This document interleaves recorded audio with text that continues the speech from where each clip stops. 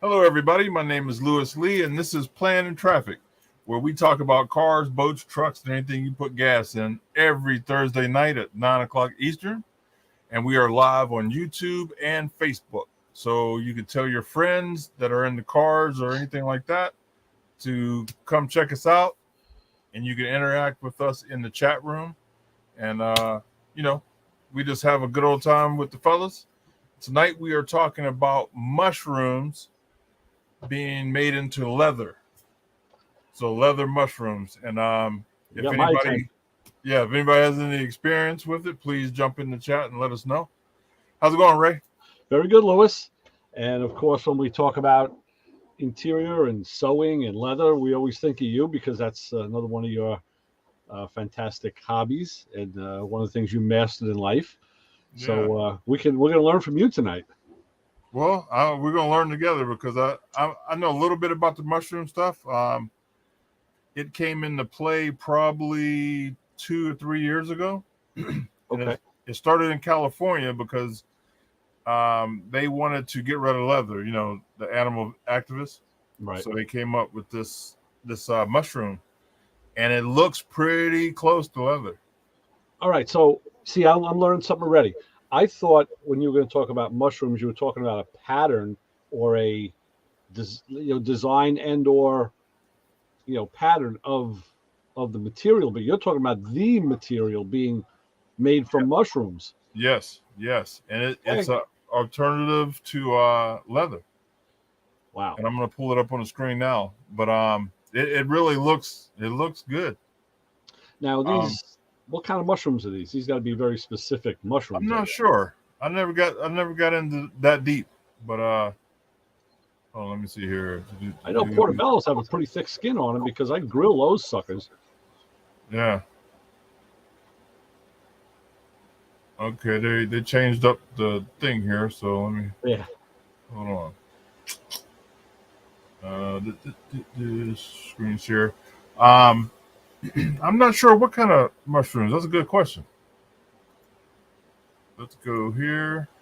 And then my next question would be, so where are those mushrooms grown or cultivated? Is something that Isaac gets out by him, or is it? Yeah, that's a good question. Probably somewhere in California. Let me turn my air conditioners down. A little loud. All right. I would never have thought that it was a literal mushroom. I mean, yeah, you make material out of a lot of stuff, but I would have never thought of a food product. Yeah, I would never thought that. I guess that's why they're rich and we're not. Now, this is the New York Times. Is it on the screen? Yes, it is. Okay. New York Times. This is December of last year, 2022. It's called reishi. The substance called reishi is a leading contender as a replacement for leather. Okay. Yep. And that's MycoWorks. And it comes in all different colors. I'm guessing you can dye it different colors. Hold on, let me see. I had some more pictures somewhere. Wait, here we go. So if you could look, you can see the pattern of the back looks a little bit suspect. Looks like food, I guess. Yeah. I the first thing I thought of was suede. Yeah. And I guess they tan it like they do with regular leather because you have, two different sides. Yeah. So now, if you think about it, mushrooms are feeling like animal skin.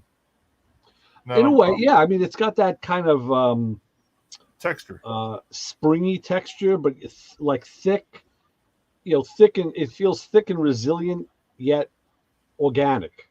Yeah. Yep. Especially the bigger mushrooms, like a portobello. I could see that being a piece of, like, if someone, threw it on a table and said, yeah, it's a hunk of rhino hide I cut out, or that damn beast that was in my backyard. I could see okay, that could be a piece of hide out of something. Right. So this is a concept car in 2022, Mercedes-Benz electric, EX or EQXX electric. Uh-huh. And so this is their Mercedes, and they put it in that. I mean, I could probably jump Paul on this one, but I mean, going back to Henry Ford, to the days of the T and the A, he used soy for the seat material. Yeah. It's like, Yeah, and yeah. he repurposed even the cardboard boxes went into the, headliners and stuff. He repurposed everything. So he was using soy products back, in the early 1900s. So I wonder if they got some Yeah, they had to inspiration. use. Yeah, they had to use what they had. So now let me posit this to you. Being that rodents and varmints love to eat automotive wiring, and no one can give me an answer why, because it's plastic. I think the oils that they use in the plastic coating, it has some kind of food oil in it. Yeah. Just for devil's advocate. I mean, I guess I'm thinking if I was a human rodent, I mean, I've been called worse, but I want to chew on that thing so it looked like spaghetti, and the oil, I smelled it, and I think as soon as I sucked my teeth into it, I'd say, no, this isn't what I wanted. But they'll chew right through it. I mean, literally, they just chew right through the damn stuff. So you bring up a good question. What will they do with the interior? Now it's a food product, right? Yeah. So now they could actually literally eat it. There might be nutrition out of it. Who knows? See, it's so new. I don't think. I don't know. It's a good question. And of course, designers aren't thinking of that when they're doing a project car or a spec car.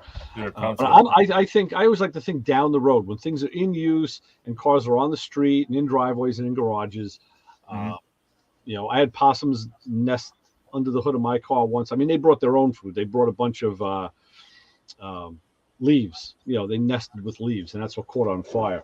But luckily, they didn't eat anything. But we do know they do that quite a lot. So yeah, it raises a couple questions.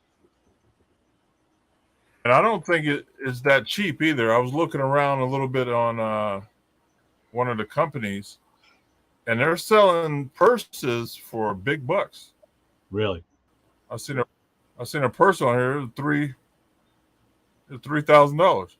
Well, I look at it this way.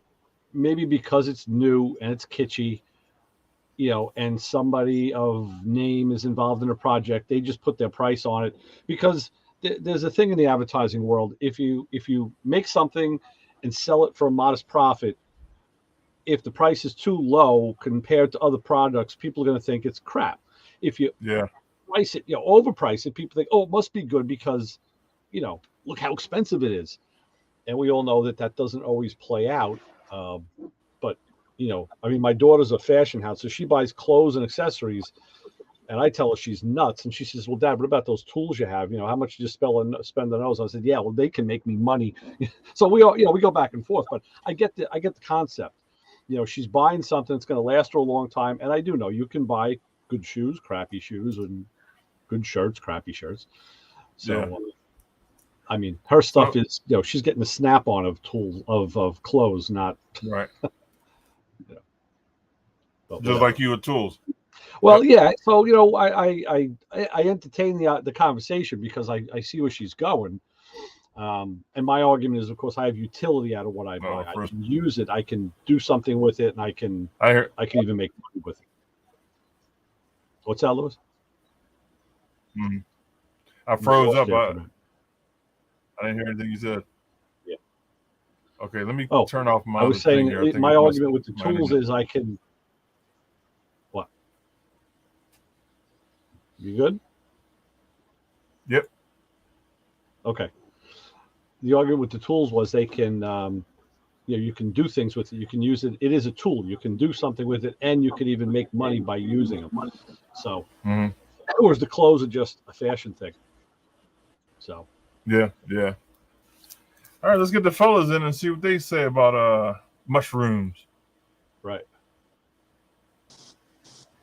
Papa Squirrel probably ran across it. Okay.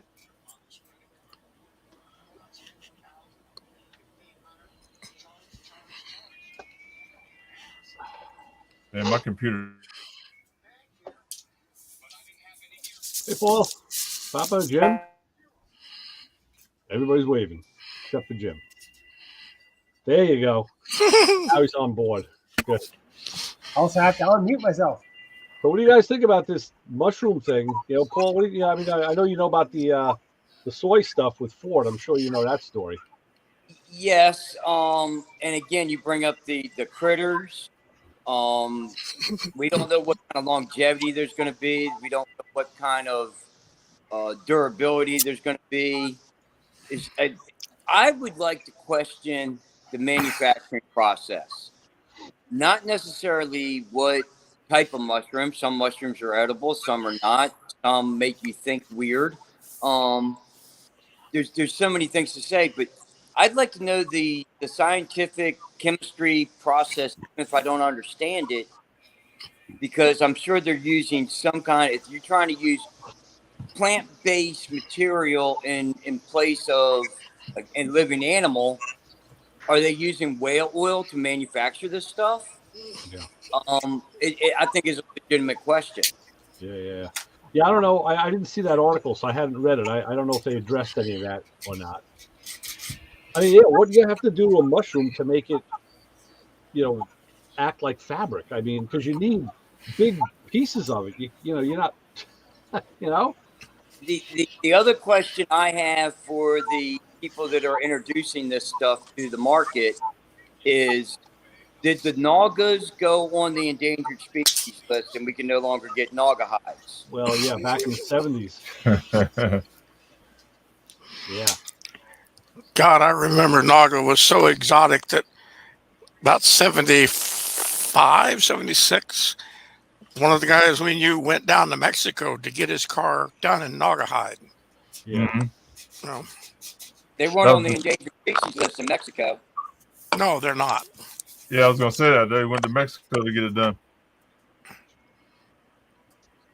Now, I wonder about the mushroom thing, too, because what do they have to do to dissolve the plant material apart? And then what do they got to do chemically to get everything to go in together? Because what makes leather so good is it's a fibrous type thing, and it stretches and moves and very, what's that word I'm looking for? Durable. It's malleable. Yes. Oh, malleable like hell. And plus, you have big animals to get big pieces off of. I mean, the biggest mushroom I ever saw was a portobello. I don't know. There may be something bigger, but that's the biggest I've ever seen. I don't think they're going to stitch them together. So, there's a breakdown process, which means energy is being used. And then if you want to keep going down the rabbit hole, where does that energy come from? It could go so many different directions. I don't want to go off on any of those rants tonight. But it is a unique process. I mean, it's a product. Maybe there is a future for it. Maybe this is something that's extremely durable. But to manufacture this stuff, is it cheaper than getting the hide from a steak? I mean, we no matter what, you're not going to stop having hides because nobody's going to stop eating steak. Oh, if they had their way, they would love to do it. I'm in Texas. No. We're not going to stop eating steak. No, Texas, no. California, maybe. That's what we're... Now you have to think, what chemicals are they using to process the mushrooms? They got to have something to get it to stick together. You know what I mean? Super glue. It's going to do some kind of true photosynthesis type material scenario to get it into the material that you see today. Mm-hmm. I'm not a chemist. I'm not a scientist. But I do know you cannot create or destroy matter. We have the periodic table. We only have so many elements. A mushroom is still carbon-based. You know, until we get silicone life form AI total takeover, this is what we have. Right. It from what I'm seeing online, it looks pretty close to leather. Now, the one thing that I can see being an advantage is they can make it in a bigger sheet. of material, because a cow, there's some big cows. I've bought half of a cow, the side, and is every bit of 5 foot by 10 foot, easy. There's some big cows, man. You don't realize until you get the side of their leather delivered. Yeah. I think it's still bright enough, and I could probably still get a signal, and we might be able to. Yeah, they're right there. Okay, so this herd of cattle is. Oh, we lost Frozen. Ran a little bit too far. Yeah. him. Just a little bit out of range. Yeah, you went 2 steps too far. Yeah. Oops. Those, if you can see those cattle that far away from me, that shows you how big they really are. Yeah. Yeah, and when you get stepped on by one, you really know how big they are. Oh God. Wow. Yeah. Now, Papa Squirrel and Debbie sent me some leather that they picked up in North Carolina, and those hides were pretty big too. And those were just pieces from what the people didn't want. That's unbelievable. I just ran out of it, and that was what, about 4 years ago. You sent that to me. Yeah, something like that. I just used like the last piece on. I made my wife a little bag to hold stuff in her purse. That was the last of it. Here, let me show you. Wait a minute.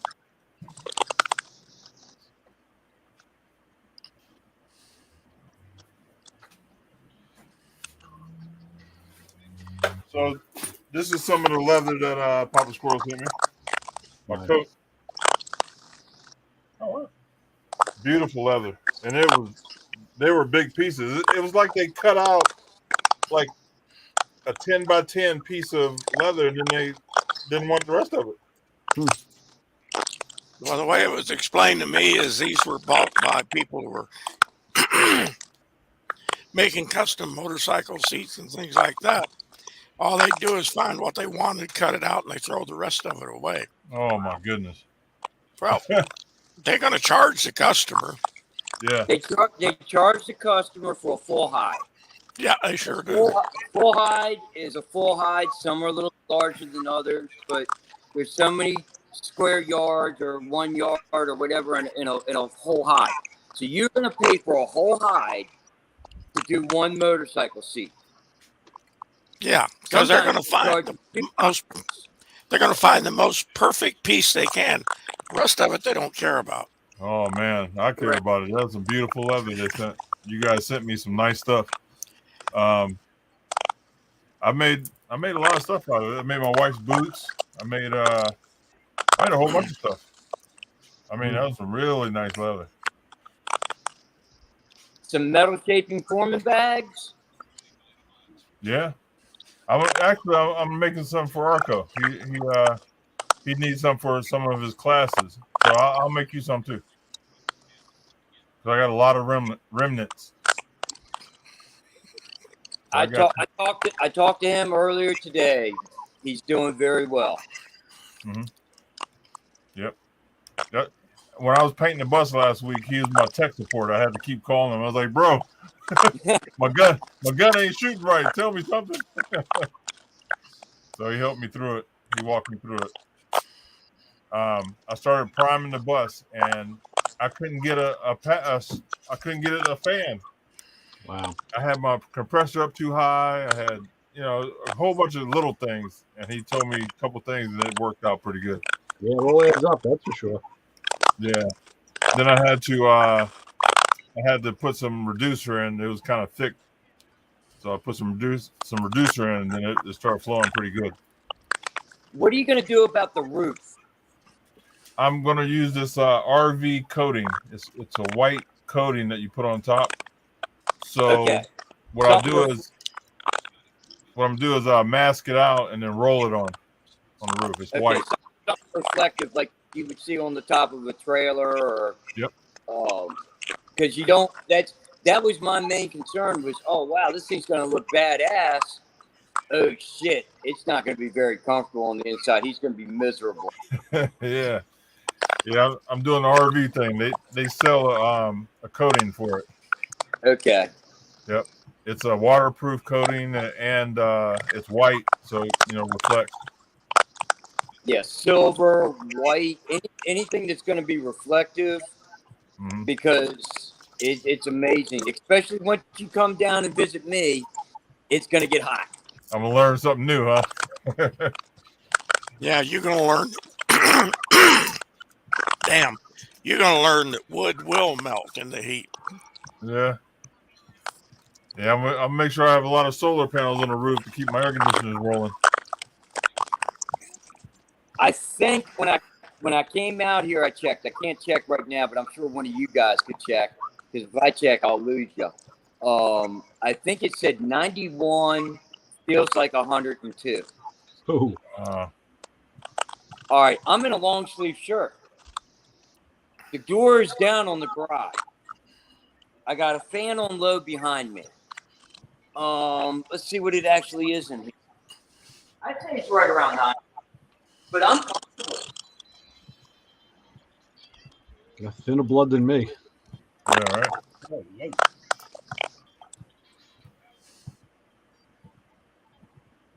87.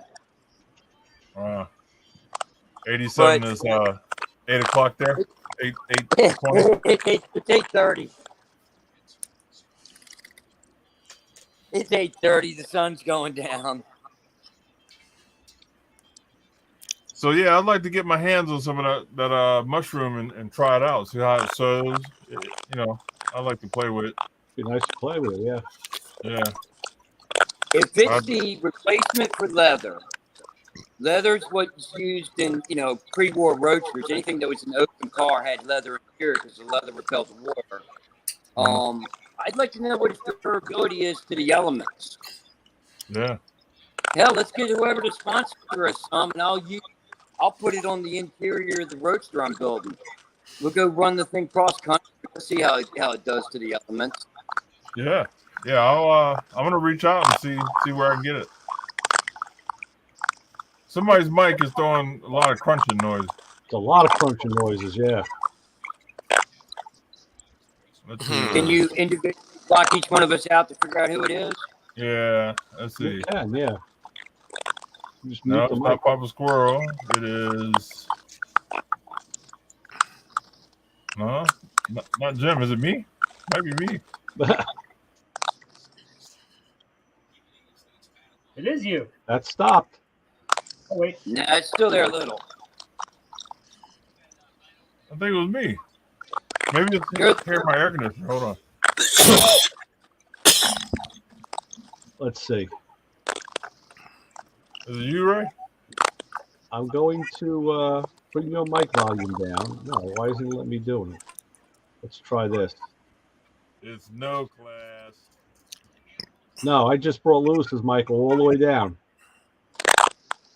And now up. Oh, it's me? Now I'll bring it down again. Oh. It is there. No, it was still there, Lewis. It's Paul. Hold on. Yep, Now it's gone. it's Paul. Okay. You're the culprit. Tag, you're it. Hold on, I'm gonna grab my new leather I just got in. So what do you do if you don't have a good enough piece of leather? A good enough what, Jim? How do you join two pieces of leather together if you don't have one piece big enough?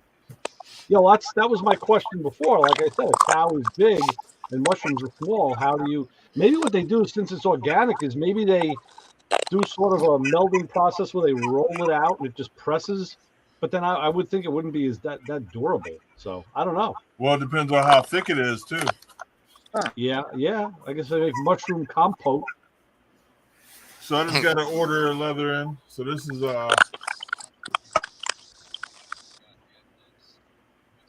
see the different color. See the color of it? Oh yeah, that's like tan with some darker brown in it.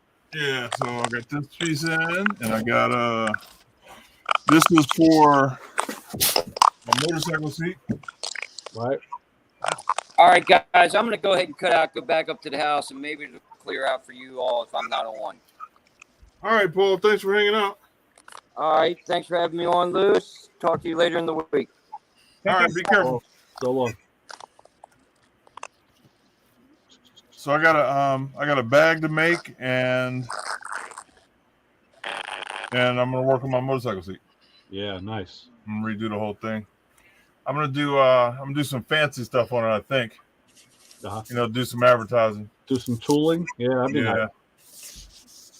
Yeah. But the first seat I did a lot of tooling on it. It came out pretty nice, but for some reason when I dyed it, the dye like changed colors, and then it started getting lighter. Oh wow! Out in the sun, it's supposed to get darker. Yeah. So I don't know if I got a bad batch of dye or what happened to it. So it kind of messed up my vision of the seat. Yeah. The patina didn't come the way I like it. So that'll do it. So yeah, I'm gonna redo the whole thing. Do some trick stuff. Yeah. Yeah, a friend of mine used to ask him what color is leather going to come out. He said, well, what you got to do is figure out when was the cow slaughtered? Mm-hmm. Did it have a good meal before it was killed? Was the area it killed in haunted or not? He had a whole big spill because he said, you cannot predict when you dye leather what color it's going to be. You sure just can't. It's crazy. Yeah. And then it changes colors on you depending on how the sun hits it. Mm-hmm. My wife has a purse that I didn't dye it at all. I left it natural tan, and it's dark now. It looks like a dark leather. And the sun just, think about its skin. So it's actually tanning this stuff. Yep. That doesn't sound right.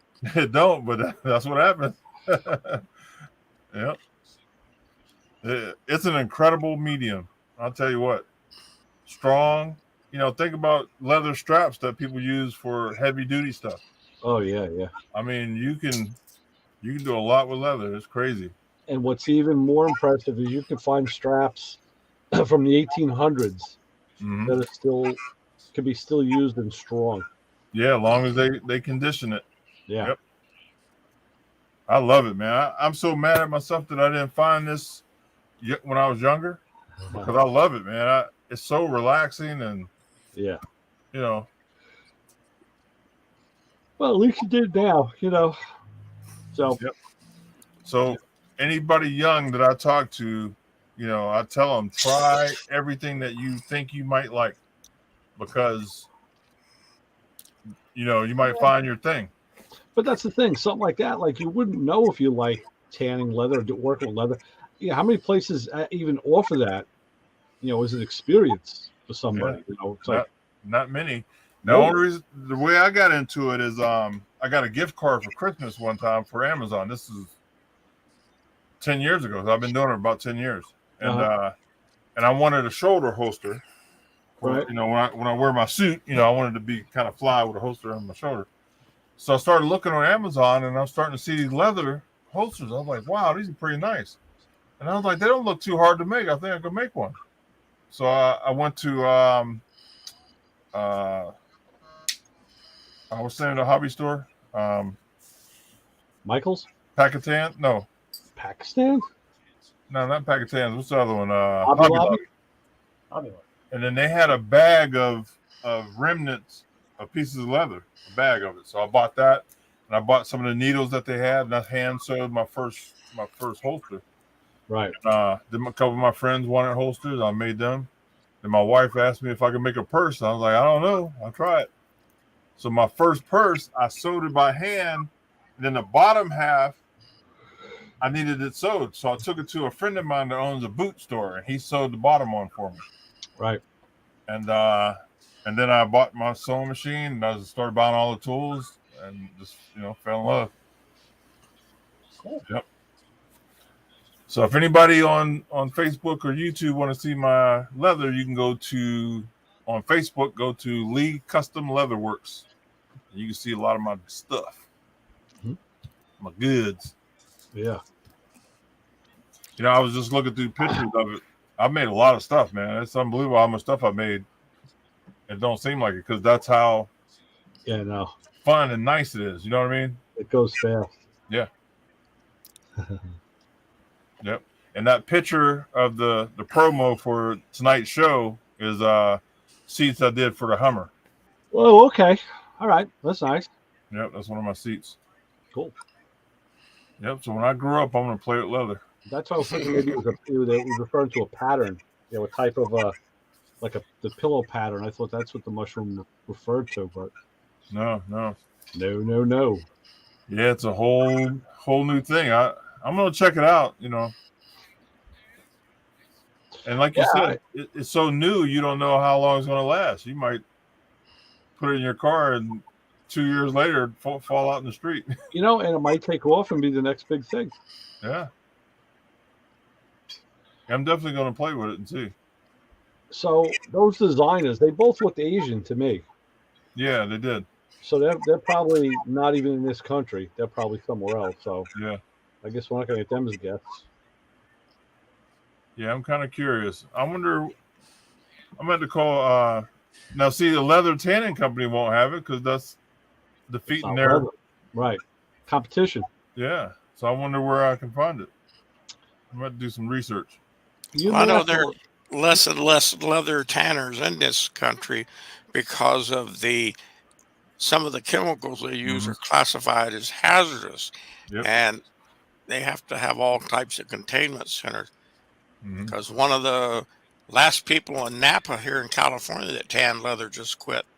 Yeah, California is really breaking down. Oh my God, are they restrictive? Yeah, we have to write to the New York Times and ask you to get contact info for those people. Well, it's probably on the thing. I deleted it because it was messing up my internet, but it's probably on there. Yeah, I'll do some research on it. Yeah.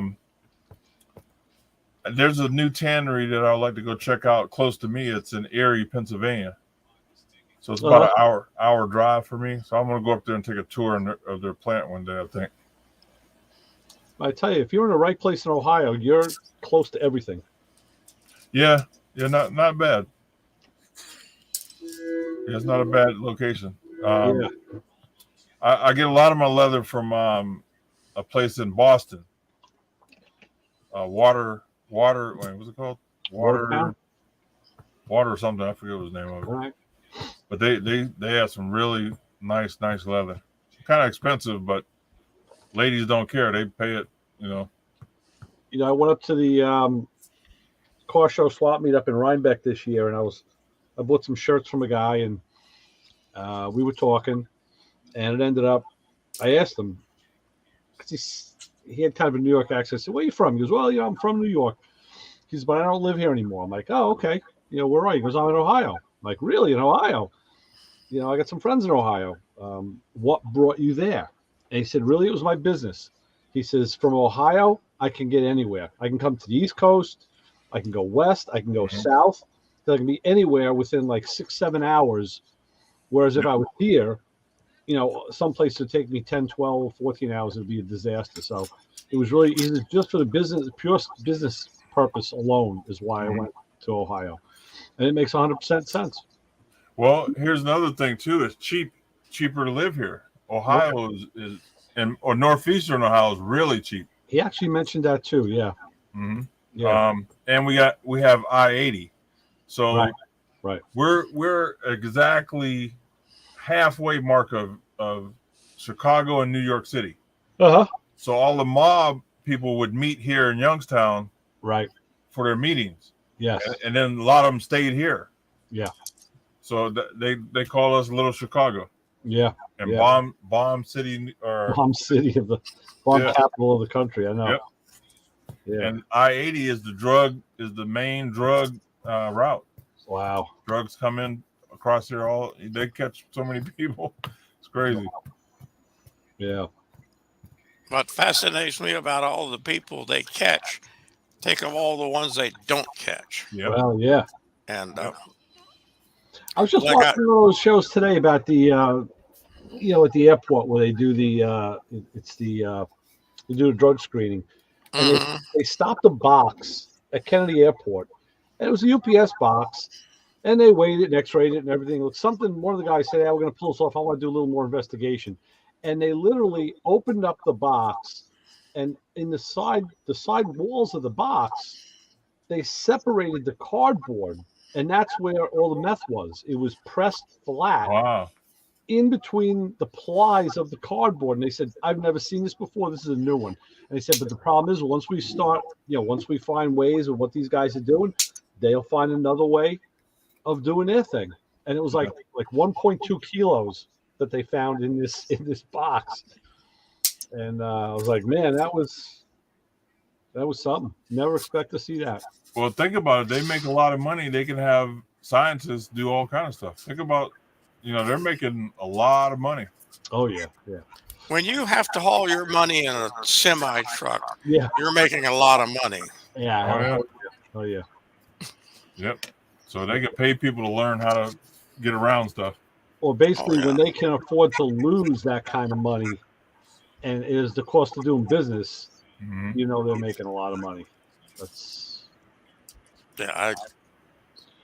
Justin Debbie and I said he thought. has I'm sorry, go ahead, Paul. I was going to say, my wife and I thought about being drug runners, but we don't like the people you meet yeah. on both sides. That cuts your throat real fast. Yes. Yeah. Yep. Yeah. You run around the wrong people.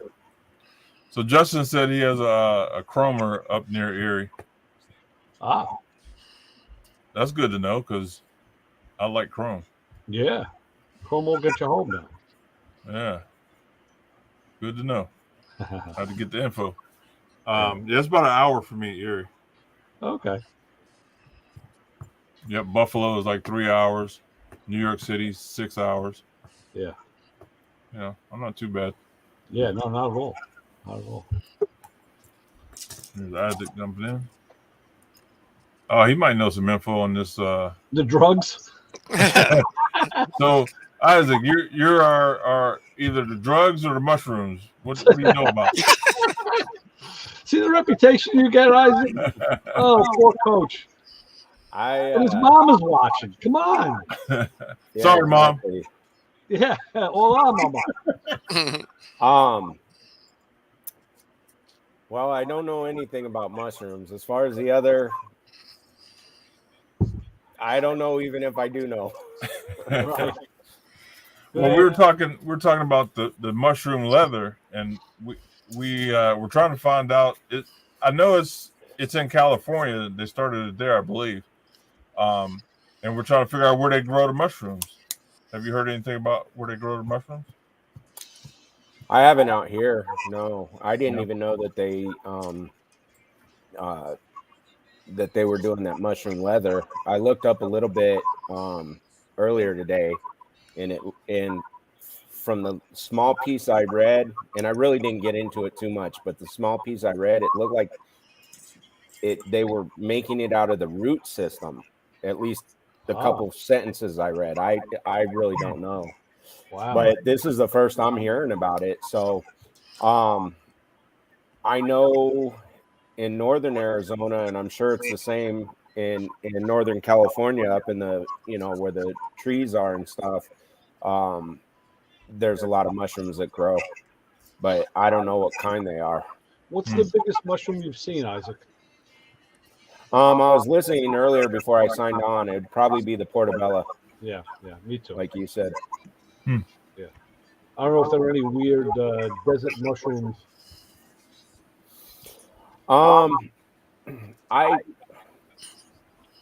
seen one grow in my yard once. I seen one grow out further in the desert, and it was kind of a shock because in both places there was no. They tend to grow under cow pies, I guess. I had one that grew at the base of a dead tree, and this thing had to be almost a foot across. It was big, but it was very flaky, and it didn't have any kind of fortitude to it. With portobello, you could beat that thing and probably hit somebody with it and interrogate him with it. Yeah. But this thing was kind of wimpy and flaky, but it was big. It did get quite big.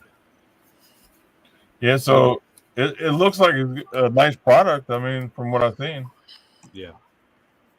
Yeah, as I was listening to you guys, I agree with the aspect of it's so new that how is it going to react to, UV, constant UV? I mean, anything in the car, especially if we're looking from the car aspect, anything in the car has to take a beating. I mean, I forget the guy's name, but that guy that does the I think they're called Iconic or something. He does the cars and he does the trucks, where he takes an old truck and he restores them. He's been on Jay Leno, and I can't think of his name right now, but I was watching one of his videos, and I guess for their seats and stuff, he actually uses patio furniture fabric. And because it's, the patio furniture fabric is made to be out in the sun. Talk about durable. Yeah. Sense. And it's got a little bit of a waterproofing to it also. Like, so on your 4-wheel drive vehicles, like one of their big things is they were doing the FJs, the old FJ 40s. Yeah. And you figure, I think that's where he said he started it with, as far as going with the patio furniture fabric, because if you're out 4-wheeling in that thing, you got the doors off or whatever, you want to spray it down and get the mud off. You don't want to do that on brand new fabric. Yeah. But if you've got that patio furniture stuff, there's a bit of a not only is it UV resistant, but water resistant.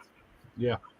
Actually, now that you mention that, on my modern FJ, the floors are all plastic, formed plastic, and the seats have a special material, because guys were complaining they want to recover their, say, the driver's seats got beat up a little, and mine was even a little, because the guy was a slob that had mine, and the material's unobtainium. You can't get it. Toyota, and I'm reading on the forums and all, Toyota sourced it from a place where they're not saying, because it's kind of like for lack of a better term, it's like a rubberized fabric. Almost like a wetsuit or dry suit material. Well, I'm going to say yes, but when you sit it, you can feel it with your hands, that it feels different than regular material, but it doesn't get hot and sticky and sweaty, which is also very, very interesting. And that's probably why they weren't giving away their secrets. So they said there's virtually no new seat covers available. You're kind of like shit out of luck if you need them. I know way back, there was a company, it was in the off-road magazines, the Jeep magazines, and just the regular off-road and 4-wheel drive magazines. There was a company that sold seat covers, and they were mainly gearing it towards the Jeep, the Jeep people. But it was almost like a wetsuit material, and I want to say it was Okoye. It had a lizard on their product. Their insignia had a lizard on it. Okay. Like a gecko. Right. And I want to say it was Okoye. And I think Okoye actually is a brand name for surfing stuff, for like wetsuits and stuff. At least it used to be. Okay. So that's following the pattern there. Yeah, maybe so. I mean, I guess, yeah, you could get something done. But the guys were looking for the factory stuff. They just couldn't get it. Yeah. I was fortunate. It's probably something similar. It's probably something similar to those covers they made. Now, I don't know if they make them anymore. And I mean, we're going back. This was late 80s, mid 90s, where I was real big into getting every off-road magazine I could get. Yeah. And, I haven't, other than once in a while, I'll grab a magazine and thumb through it. But I haven't seen those ads in forever. But, I'm trying to go back on memory. So, like I said, I want to say it's Okoye, but it's probably a similar idea as what Toyota did. Sounds like it. And maybe that's who they used, and they just weren't saying. Yeah. I have some wetsuit material. I made a gun holster for a lady that wraps around her waist. And let me see if hold on. That would get hot though. No, it breathes. Yeah. Whenever I wore my wetsuit and I wasn't in the water, it was hot. I didn't like wearing it unless I was in the water. No, me neither. I feel like a sausage.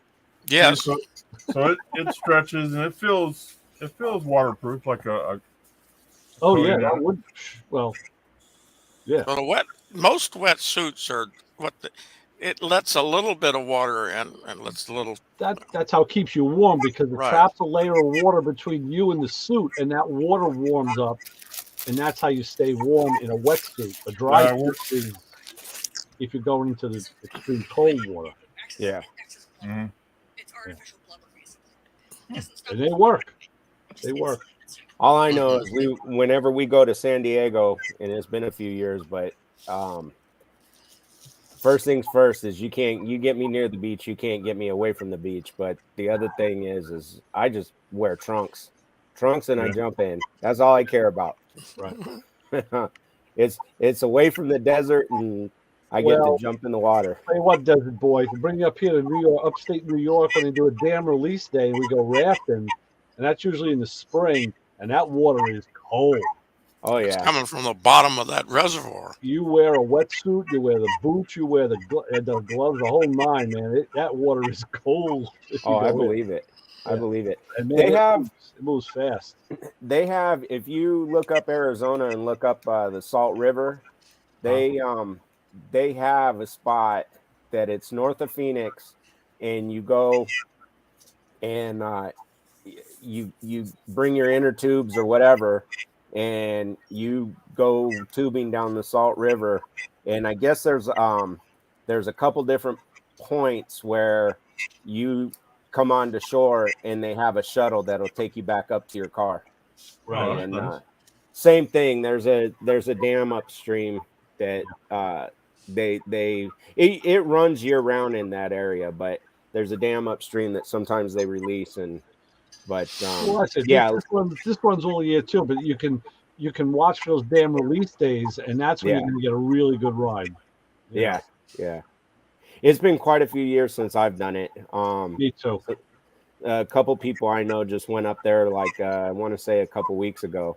But I probably should get back out there because it's fun. It's a lot of fun.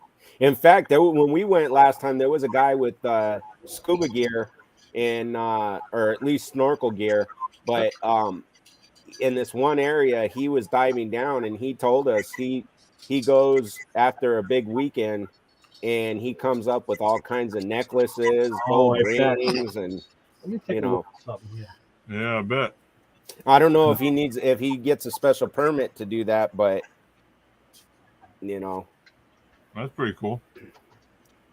But I can only go so far down, and then the pressure hurts my ears. So, and it's not that far down. So yeah, I can't do any diving. I mean, I would love to, but yeah, your head's telling you go back up. yeah, my ears are saying, "Hey, stupid, you're not. You're from the desert. You just get wet, and that's good. Shut up." Yeah, listen, boy. Which kind of sucks because, like I said, my dad was in the Navy, so although he had problems where he'd get swimmer's ear too. So, oh really? Yeah, I don't know if it correlates, if it's something hereditary I got from him. Yeah, you never know. Well, I know if you're wearing scuba gear, it's easier to go down deeper because it's equalizing the pressure in your head and the outside. But you still have to pop your ears once in a while.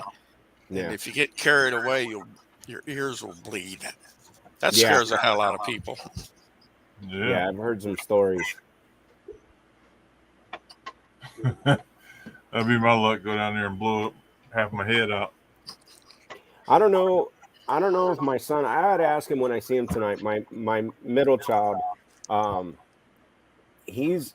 I should find out if he has issues going down in the water deep, because he was actually born where one of the bones inside the eardrum is missing. And initially he was having some hearing problems, And the school had told us, you know, when they check their ears and stuff, and I was like, he's the one, he hears everything. It's the other one that says they can't hear. And anyways, but he would be sensitive to certain pitches. And so we went and got him checked, and what they thought he was, let's see, probably about 8 or 9 years old. He was playing quarterback and he took a blindside hit, and he possibly got a mild concussion. I checked him over on the sideline. One of the other coaches checked him. He didn't show any immediate signs. We kept him out, and then he said he wanted to go back in, and we checked him over again, and he didn't show any of the immediate signs. So we put him back in, but they rode me that, you know, it's because he took that hit, and you shouldn't put him back in and everything. And when he finally went to the ear, nose, and throat doctor, the specialist, and they did all kinds of MRI, CAT scan stuff, they turned around and said, because initially they were thinking that the bone had gotten dislocated and that he would have to get surgery to either get it put back in or get a prosthetic bone put in and take the other bone out after being dislocated. And after going through all the tests and everything to get prepared for that, they found that the bone wasn't even there. Wow. So it wasn't from the hit, and it wasn't, you know. And I mean, but as a baby and even growing up, he never really showed signs that he was having hearing problems. So it was the craziest thing. Yeah, the body is amazing creation, I tell you. Well, it had one good ear, and I'm sure the brain compensates. Yep. Well, yeah. And the fact that he was born that way, you know, of course, we didn't find out until a couple of years ago, but the fact that he was born that way, he never noticed the difference in his hearing. So like you said, he didn't know any different. Compensates and everything. Yeah. The brain compensates and everything. And then because he never had full hearing, he didn't know any different. So did he get an operation, get the bone in? No, what they offered him is, I guess, to either possibly make a prosthesis. They also offered, there's an operation that they put an implant in and it works with a hearing aid. And then they gave him the option to try just a regular hearing aid. And he thought about it for a while. He talked to me, and at this point he was already 18, going on 19. And he lives his whole life. Yeah, and I told him it was his choice, that I would support him no matter what decision he made. And he decided to try just the regular hearing aid, and he didn't want to go through any surgery. And that's what he uses. He doesn't have any problem. And in fact, a lot of times he'll, unless he's doing something particular, he'll keep his hearing aid out and just put it in from time to time.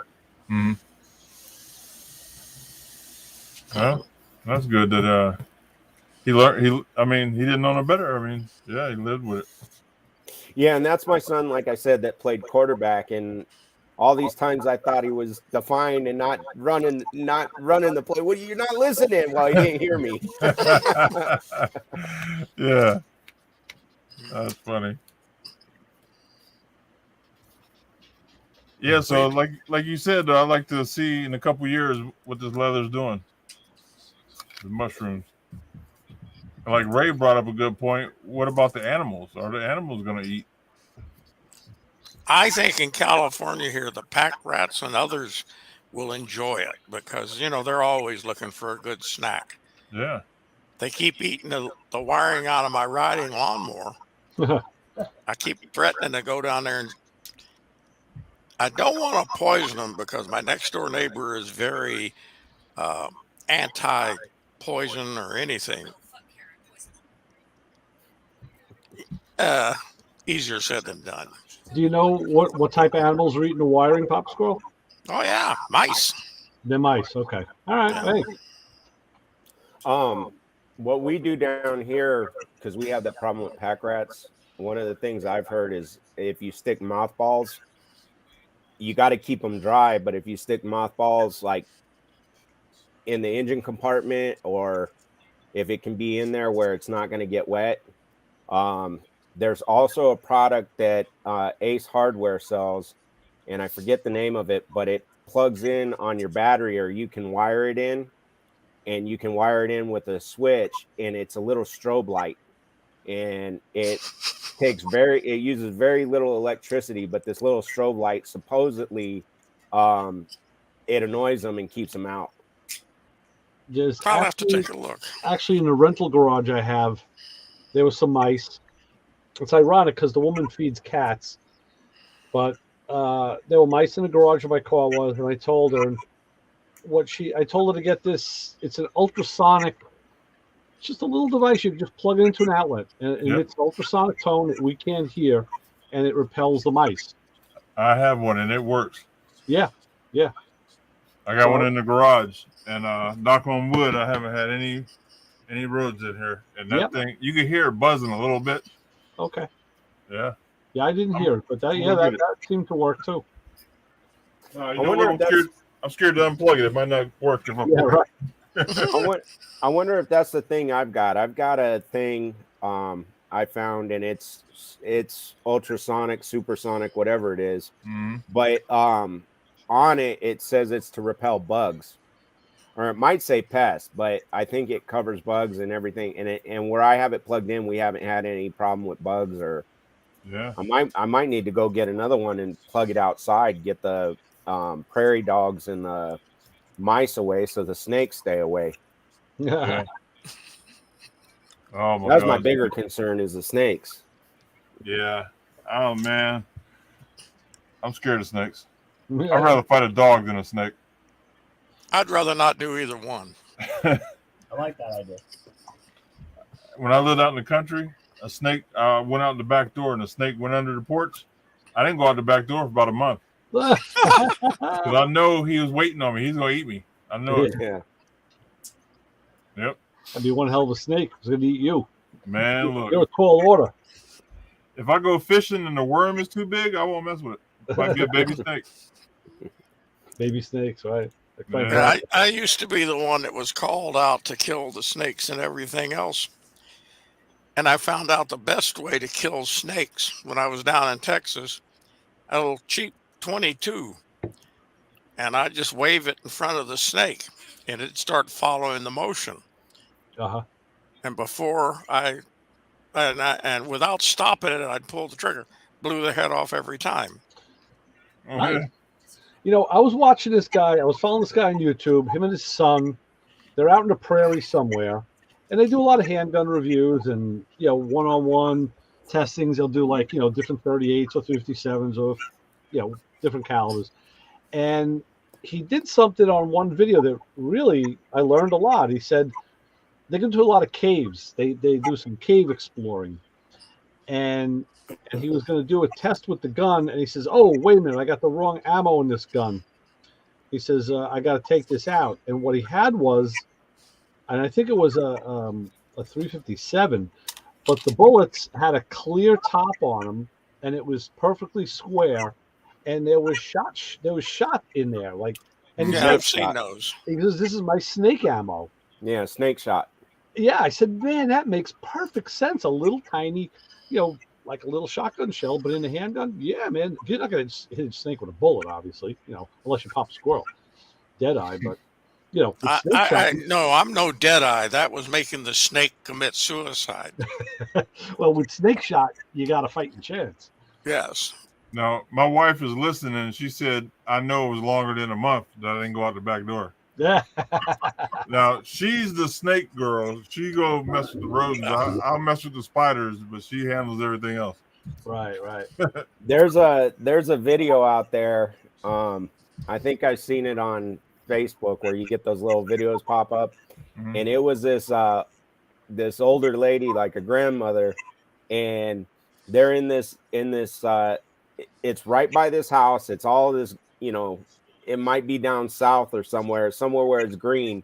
All of a sudden, everybody starts running in separate directions because there's a snake, and this grandmother starts walking over there. They're running away. She's walking towards it, and she just walks up, grabs it by the tail, and starts whipping it and banging it on its head, and then flings it. And I'm like, whoa. I don't care if it's poisonous or not. I'm not going to do that. Yeah, me I'm neither. with you. Me neither. You know, I'm a runner. I was watching another video yesterday from these two guys. They have like a nature exploration channel, and they do a lot of videos out at Lake Mead. So they're doing and they'll go find the boats that was submerged and sunk. It's some pretty cool stuff. Where the guy almost stepped on the snake and it didn't rattle. That's the one. He said, and that snake looked dead to me, man. That thing didn't look alive, but he said he stepped a foot away from it, and it was a rattler, but it didn't rattle. And those are the dangerous ones. He said the snake was too cold, but yet they said it was 115 degrees that day. So what's going on there, Isaac? I don't understand. Well, it could be because the snake was in the shade, but there has been a problem. There's been a few write-ups locally, and I'm sure up there in Nevada, because those guys are from Nevada. Yeah. So I'm sure they've had some of the same write-ups, but there's been in the, what are they called? Herpetologists that study snakes. Yeah. There has been and they're trying to figure out, is this an actual, like a DNA thing, a behavioral thing that's being passed through offspring? But there has been more and more rattlesnakes that are not rattling. Wow. And so when they're cold, they move a little bit slower. And yet, I mean, it can be over 100 degrees out and the snake be in the shade. You also got to figure, is there a cool breeze? Is because we're hitting monsoon season. So had there been rain up there, had there been a cool breeze off the lake, that shade, it could have been significantly cooler. But in general, and the thing is, in general, they'll go up against rocks or against, like, when you live out in the desert, they'll get up against your house, your block house or whatever, because they're trying to warm up, especially in the evening at night. But it's still, until we're getting into the cooler months around here, which is more so late October, November, it shouldn't be cold enough for them not to rattle. Yeah. I think in that, because I watched that video, I think more so that was the situation of there's some of those snakes that are not rattling. And the hard part is where are you at when it happens? Are you in a place where you can kill it? Are you going to be facing legal troubles for killing it? But more and more people are starting to lean, at least a little bit. They're starting to lean towards, yeah, we need to do something with those ones because they're becoming a danger to humans. My rule of thumb is, if it's out in the middle of the desert and I'm in their territory, I just walk, go around them, stay away from them, and leave them be because I'm in their area. When they come near the house. Well, it's like if you walk into the buffet and you see this guy sitting there with two plates at the buffet, you say, no, man, I'm staying away from him. I'm not going to go the other way.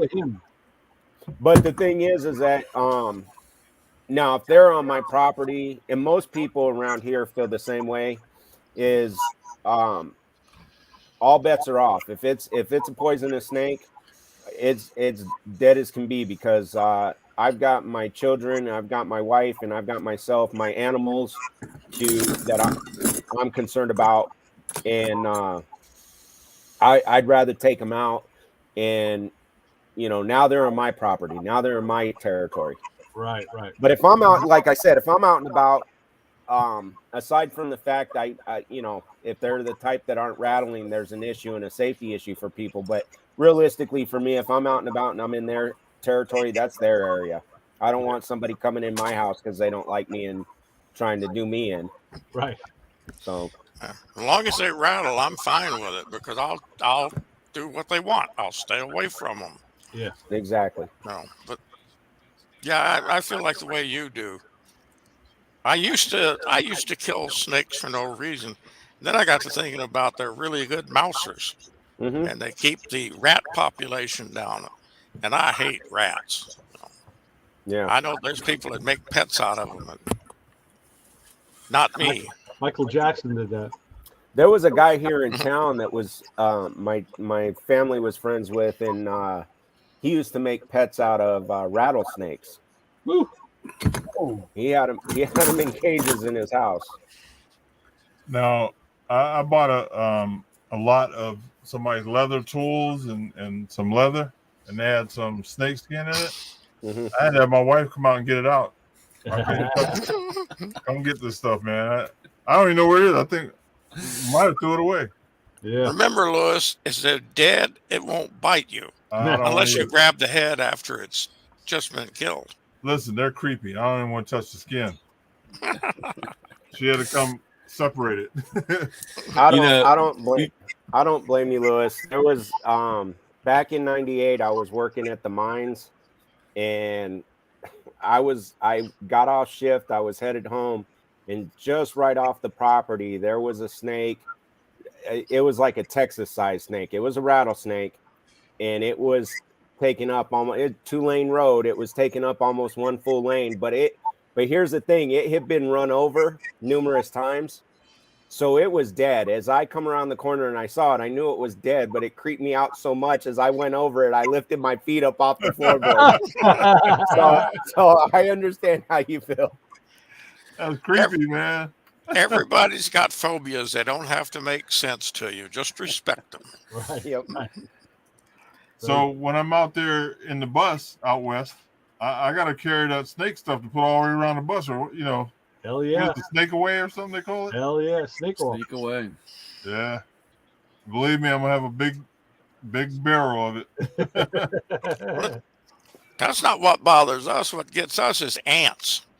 We just had to spray our one of our cars because the ants had crawled up in there and tried to make a nest. Oh man. Yeah, I just sprayed yesterday. It's set for a month, and we were like, You know what works good is that 7 that you use on your plants. yeah. Get bugs off your plants. That 7, man, works great. I sprayed around the whole house. They had I don't know if you remember, they had a car that was in a dealership. It was a trade-in. It was one of those big Dodge vans, the 12-seater. And they traded it in at the Ford dealership. And it just needed tires and something else. And he told the guy to go get the car and bring it in. And he parks it in the middle of the shop and jumps out and starts screaming and yelling and carrying on. And I walk by and he goes, "Is the carpet moving?" And I was like, "What are you talking about, dude?" And I looked in the van, and the carpet was just wiggling all around the whole carpet. And luckily for them, I guess, the exterminator was there for his monthly, setting the traps and spraying and so forth. They called him over there. He comes over and opens the door, and he grabs the carpet. It was filled with maggots. Oh. Ugh. And he goes, "Oh yeah," he goes, "Oh, it's all maggots." And then he goes, "Oh, look at all this right here." And you can see like along the windshield up where bed bug Really? eggs. Nice. And so they closed the door, and it sat there. It sat there in the middle of the shop the whole day. Nobody wanted to get in. Nobody would move it. And finally, the used car manager guy comes out, and he's like, "Dude, we got to put tires on this so we can take it to the and get rid of it." He goes, "Dude, nobody's going to touch this thing." So they literally hooked it up to the tow truck and dragged it to the auction just the way it was. They took whatever loss they took on it. Wow. But the carpet was all wiggling around, and man, it was like, I was like, it's like you get back up to the tool truck, and I'm like spraying down with brake clean and drinking, gasoline. I'm just like, anything, man. It was terrible, dude. God. So, but you go back to snakes. No. I was down here in an office in the garage, and I'm over on the other side, and there's a snake skin that runs along the cinder block, then into the foundation, and it goes underneath. And I was like, "Oh man." So I grabbed the snake and pulled it away. Well, I never checked on the other side, which was inside the closet in the house. Oh, So, of course, I don't, I'm thinking I'm being sneaky about it because I take the skin and throw it away, get it in the trash, get it out of the house. Nobody's going to see it. Well, of course, 2 days later, the wife goes into the closet to get shoes, and there's this long ass snake skin. I mean, I had pulled off like 2.5 feet, and there was still another 3 feet inside the house. Oh, jeez. wow. So that was a rough conversation that night. Yeah. Yeah. For you, not. Oh my god. Yeah, so That's my nightmare. ugh. Hey, I hope I don't shoot up too much of the house if I find one in the house. Right. But it's gonna be a shooting. Well, get some of that snake shot, Lewis.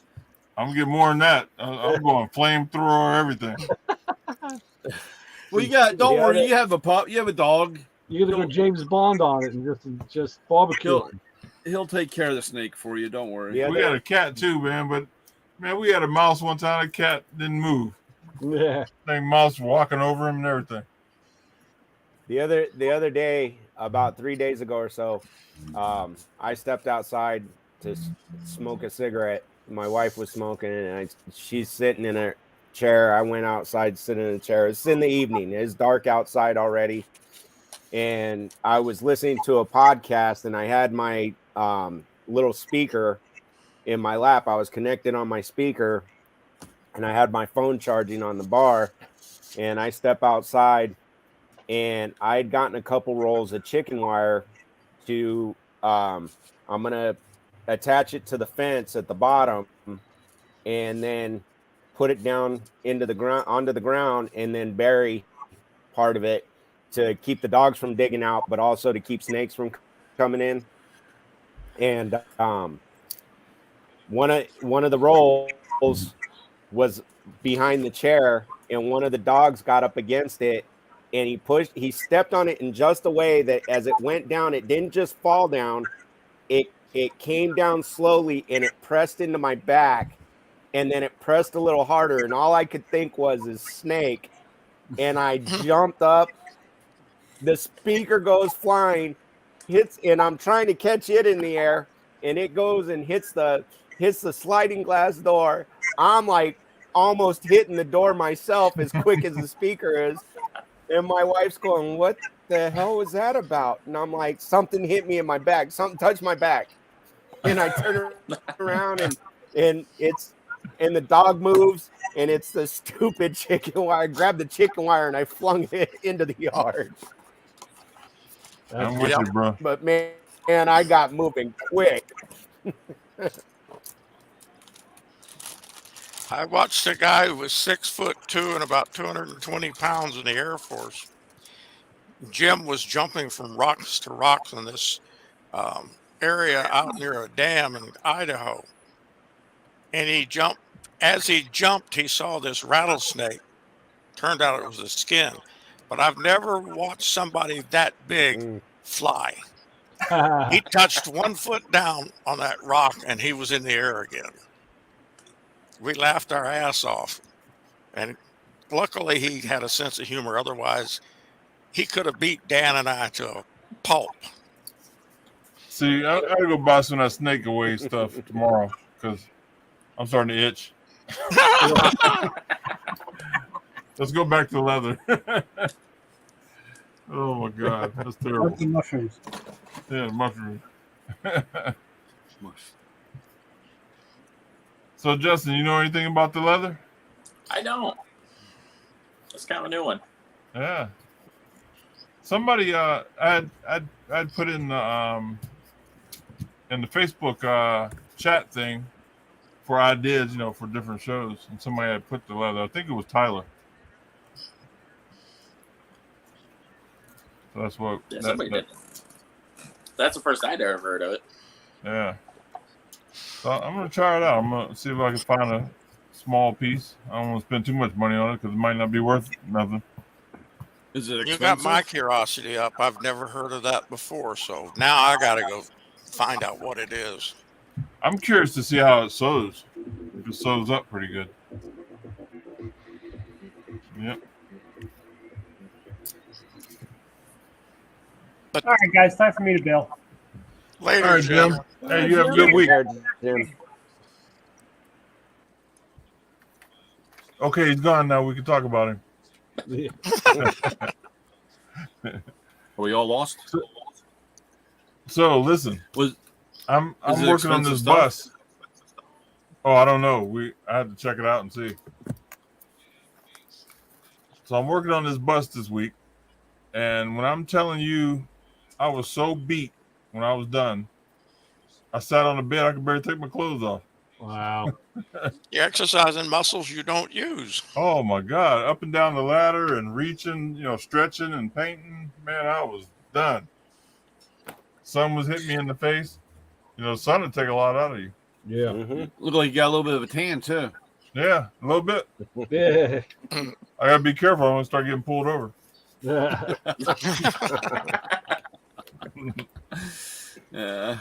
Yeah, but it came out pretty good. When I Yeah. first started, my gun wasn't set right, man. So once Arco put me on the right track, it started going pretty good. Yeah, you gotta.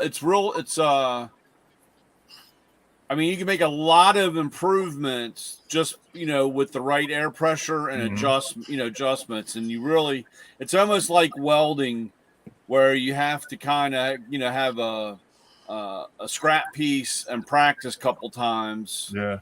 and see the spray pattern, and even if you think it's like, oh, it looks okay, well, just tweak it one way or the other just to make sure. Hmm. Because that's one thing I've learned over the years. Like I said, it just makes it easier instead of struggling. Because if you struggle all the way through, Yeah. especially when you got the heat and humidity, or Yeah, it's a whole bunch of different things that can mess with you. Yep. or if you Even even our have painters. if you even have a neighbor or a wife yakking in one ear, and you're like, give me a minute. Just give me a minute. Yeah. Hey, do you sell those cups? Those cups with the bags for spray guns? You mean the cups with the bags? You mean the for the paint to put on top? Yeah. I can get them. I don't sell them. Most of my body shops,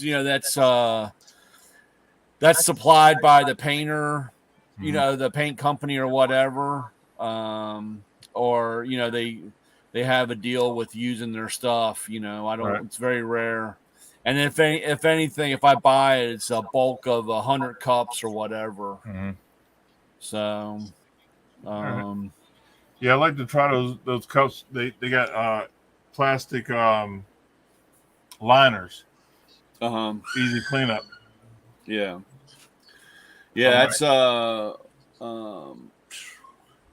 It's like I can't remember. I had all stainless. I don't even have. I thought I had one down here. I had stainless steel cups, which I like.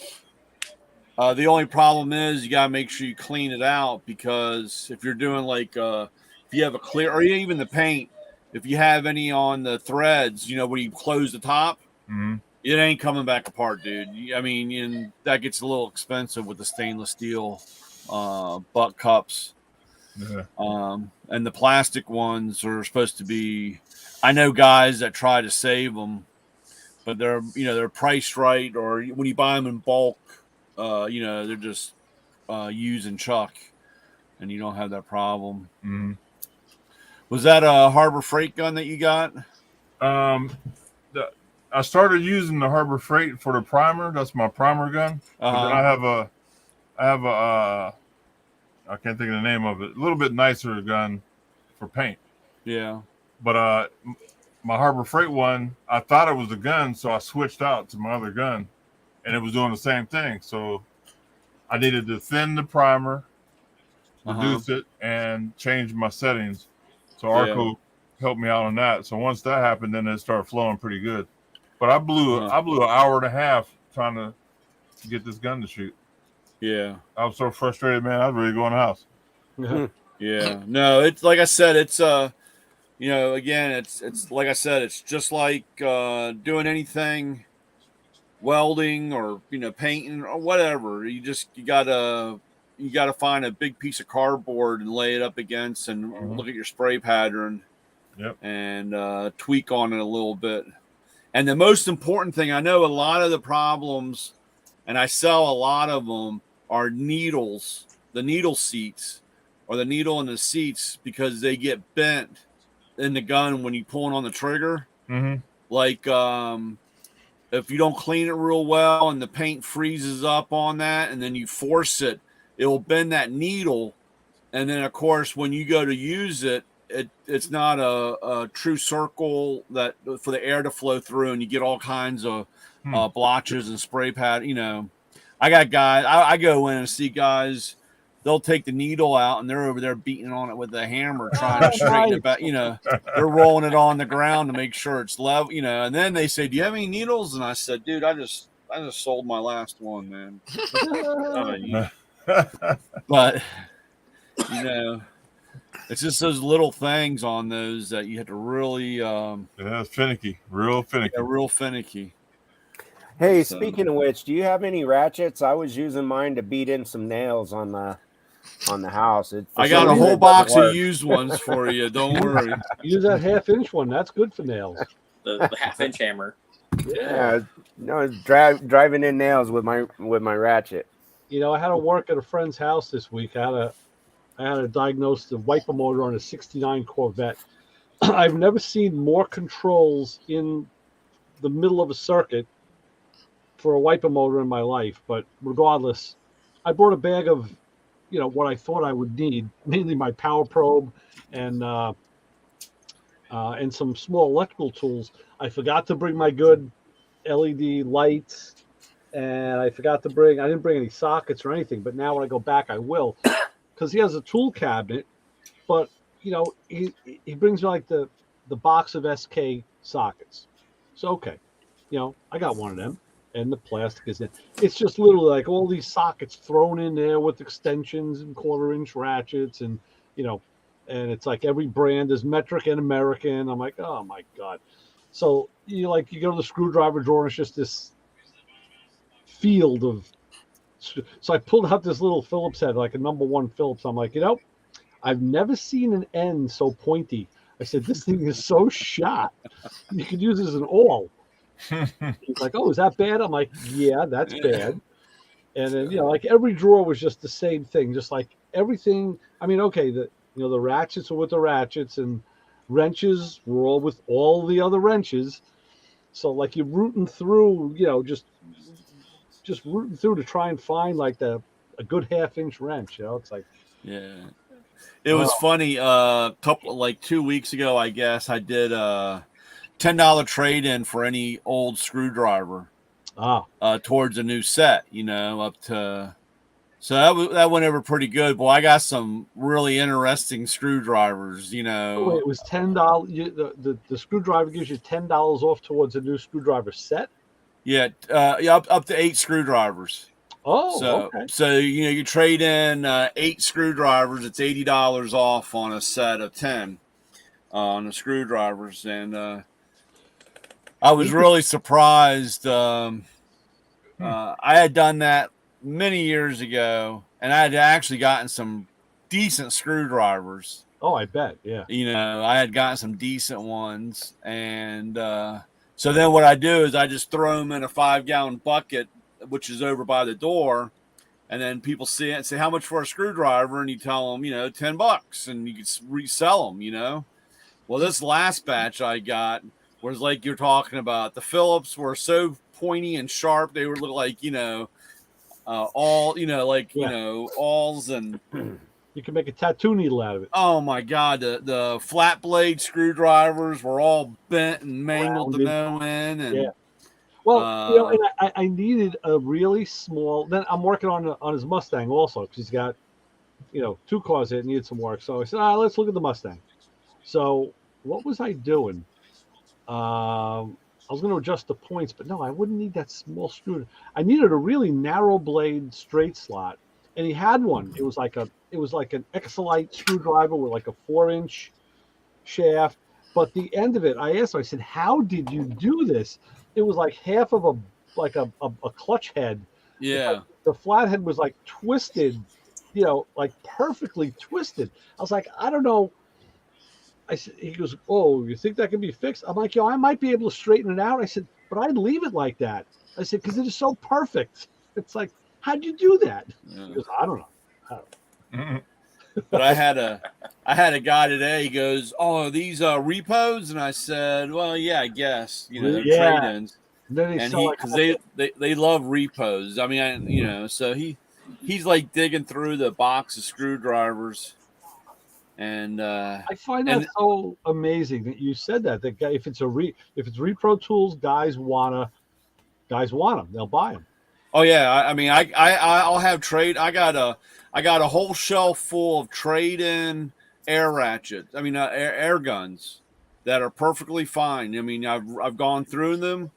They're clean, ready to go, and I can't get one guy to look at them. I throw them in my repo bin. They're all gone. Truthfully, I would think that had some bad juju with it. Like the mojo was all like I wouldn't want to have one of them because I would think that thing's got bad luck written all over it. Yeah. But the funny part was that guy I had when he went through that box of screwdrivers or that bucket of screwdrivers, and in his broken English, he told me that they all sucked. Well, at least the man knows his screwdrivers. So, and I was like, "Come on, man, take a couple of those things." He said, "Man, these things suck. Don't you have any good ones?" And I said, "Yeah, right up there, on the wall, right there." Yeah, you can buy those. Because those are too expensive. My wife has always said that the best tool for the job is one that works. Well, true. Of course, she grew up in ammo when she was in the Air Force. Ammo's been known to use screwdrivers to pry out nails, anything. Okay. It's funny because Clay did he did his Macro video last week and he was looking at a screwdriver set. Oh no, it wasn't. He was with that guy Joe, the independent guy, and I forget what the screwdrivers were red and black. I thought they looked like Macro screwdrivers. I knew they wouldn't be, but it was a 16-piece set. It was eight straight and 8 Phillips, and so Clay immediately he said stuff that goes right over this guy's head. And he's like, "Oh yeah, wow, how many pry bars they got there?" And he was talking about the straight screwdriver. He just calls it because everybody uses the pry bars. Oh, that is 8 pry bars. Oh, that's pretty good. Have you ever seen that screwdriver set that's designed to be for pry bars and things like that? Well, there's some that don't have a striking end on them.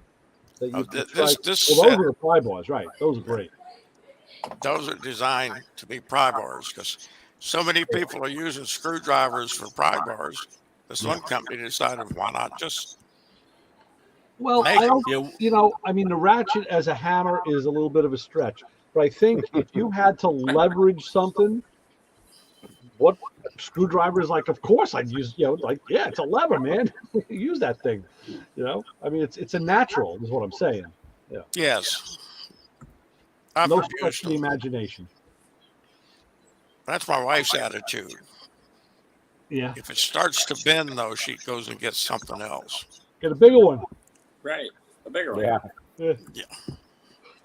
Well, that's what I usually tell when the guy hands me a screwdriver. Say this is not a pry bar, and they just look at me. And luckily, it really goes. We go through phases.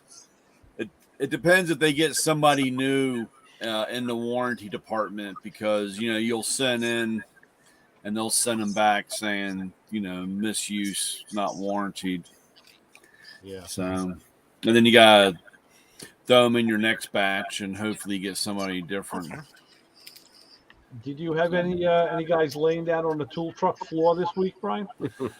No, actually, it was funny. I thought about it because I had gotten to that shop. I mean, that's my last shop today. That guy did that, and I was like, "Damn, I hope he's not going to lay on the floor. I said, I got stuff to do. I got stuff to do today. I don't have time to sit around here. But he had already left. I was late. I lost track of time a little bit today. So,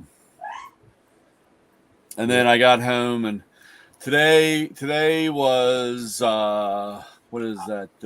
27. Yep. Oh, you know, Ray. You saw it. You must have been sneaking around on Facebook there. 27. No, I don't know. It's on my calendar. I figured it out last year. I was going to wait for you to break that. I was going to say nothing. I was going to wait and see if you brought cake for all of us. Yeah, no. But you didn't. So now I'm it's a total of 33 years of togetherness. Right. Congratulations. Wow.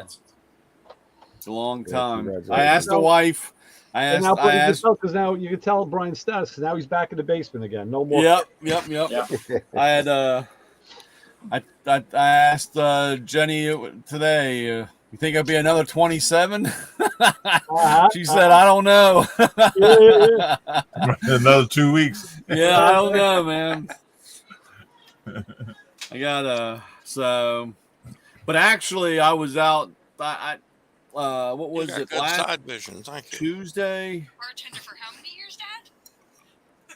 Tuesday. Yeah, it was Tuesday. The truck Bond would there. not stop regenning. It kept going into regen. You and that regen, man.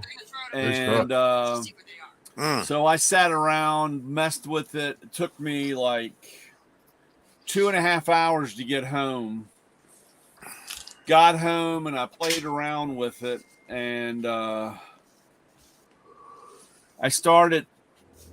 I don't know what I did, but I got to regen and went through and did everything, and I said, "Oh, I guess I fixed it." And so today, I was coming home, and it said, "Hey, I got to regen," and I said, "Okay." Pulled off, hit the button, and it just sat there and sat there and sat there, and I was like, "Shit." And so I got it home and started playing around with it. And, well, what was this? What did you do? What was your start of playing around? Well, it has a code of a PO46C, which is saying a clogged EGR valve. Oh. So I took the EGR valve. I was going to take it off, but I kind of just beat on it a little bit with my ratchet. I do it every time. And so this time, I did the old. I filled I guess it was a 2-liter bottle of water, and hooked the hose up to a vacuum line, and threw it up on high idle when it was hot, and I sprayed water in there to clean off any carbon anywhere in the and I went through 2 liters of water, and it never regened, but it reset, and she's happy now. I think one of these days we're going to hear that you used a 2-liter bottle of gasoline.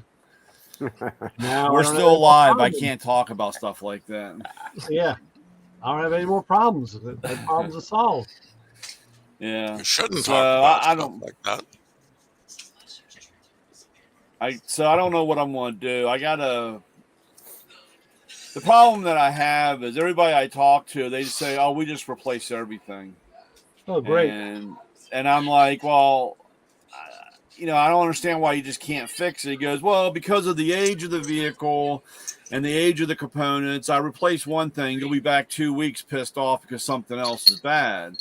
And I said, well, not necessarily, but I understand, but I don't have $9,000 to fix this region. I mean, to fix the emission stuff on the truck. And I said, I bet you anything, you don't have everything anyway, right?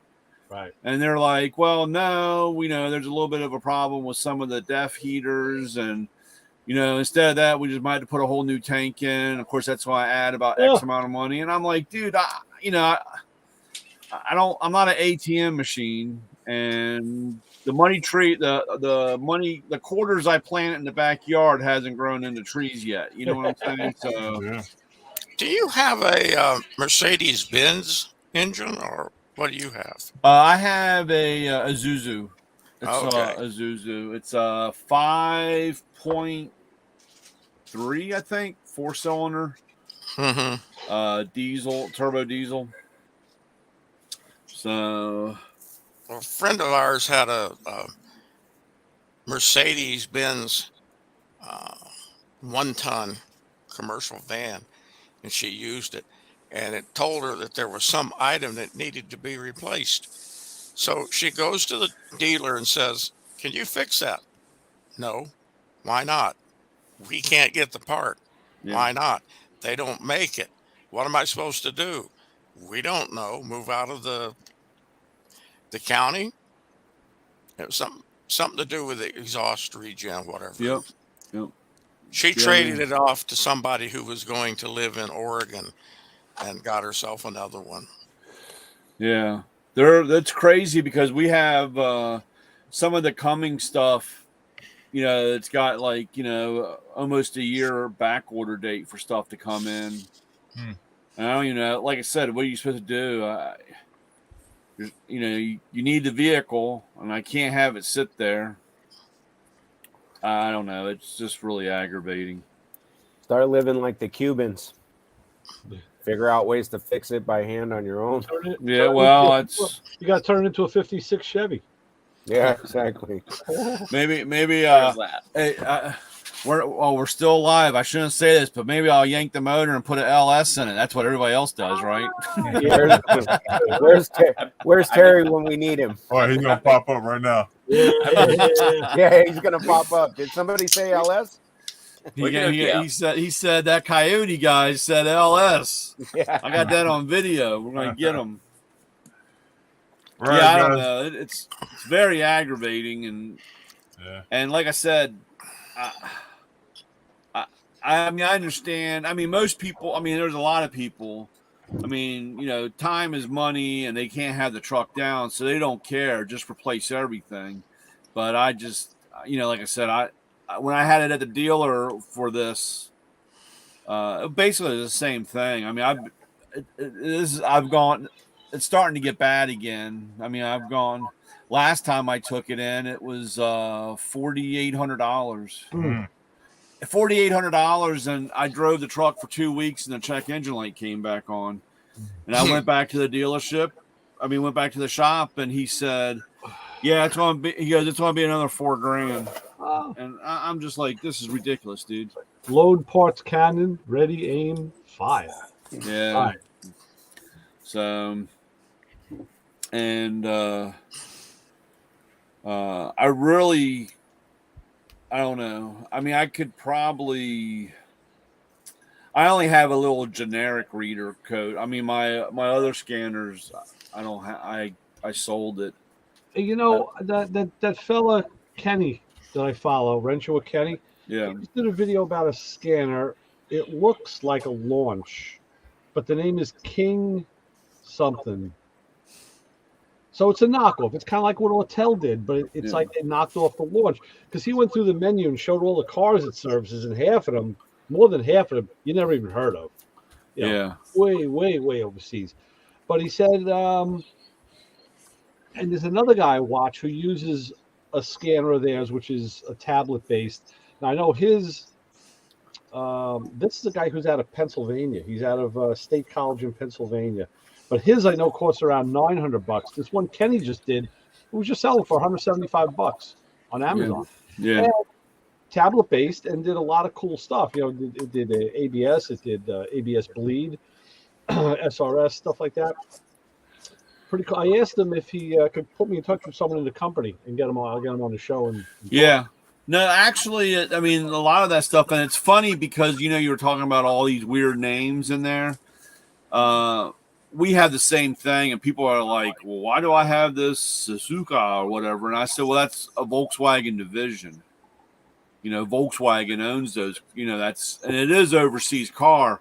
But I bet you there's pieces and parts of that information in your car. Instead of writing the code thing, or not the code, but writing the data twice. That's why they probably have that other line in there, because a lot of those cars belong to Volkswagen or whatever. What happened? Coach got big. I was checking out his TV back there. Thanks, Coach. He's got it. I got my favorite. I got my favorite show playing. It's on every Thursday nights. I never miss it. Yeah. Appreciate you. Nice. Yeah, it's funny. Hey guys, I got to jump ship. All right, Lewis. That's Go do actually a snake replay from a couple weeks ago. Oh, is it? Yeah. All right, appreciate you. Maybe next week I'll put on our live show. We can watch ourselves while we're watching ourselves. I've done that before, and it's very distracting, so I can't. Yeah. All right, Lewis. Do a snake sweep, and hopefully everything will be clear on the western front. Yeah. I'll let you know how to bus if I make it out the bus on the other side. I'll let you know. Right. All right. All right, guys. Hey, everybody have a safe week, and You too. see you guys next week. You got it. Take care. Sounds great. Thanks.